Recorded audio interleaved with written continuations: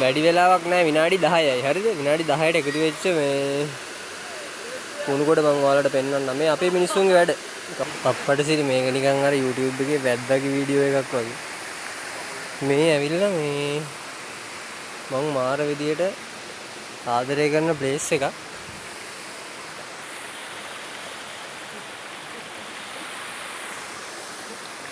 තුම්මෝදර රන්මුදු වැල්ල. මාසෙට සැරයක් දෙසරයක් මෙතනට වෙනවා. වැඩක් නැහැ කියලා මේ අපේ මිනිස්සු මේ තැන්වල මේ තැන් ඔක්කොම ජරා කරලා. ඒ කියන්නේ මේ බීලා නාලා කාලා තියෙන ඔක්කොම දේවල් මේ ඒ ඇලපාරටම දාලා ගිහලා තියෙන්නේ. මේ කුමාරියල්ල රන්මුදු වැල්ල ඔක්කොම එක ළඟ තමයි තියෙන්නේ.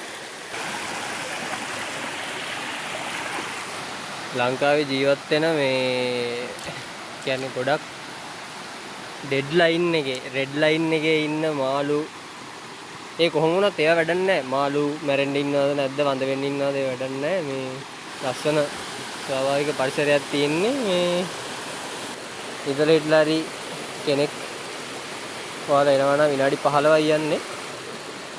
පේන ඒරියා එක සුද්ධ කරා නම් ලස්සනට හැමදාම තියෙයි. ඉතින් ඔයාලට පේනවනේ මම ඔය දාලා තියෙන වීඩියෝ වල තියෙන විදිය කාලා තින්නේ.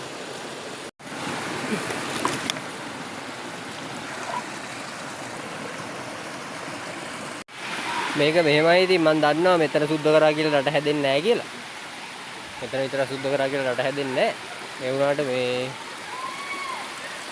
මෙතන විතරක් නෙවෙයි මම කියන්නේ ඕනම තැනක ලංකාවේ මිනිස්සු රට කාලා ඇති. පුළුවන් නම් මේ විදියට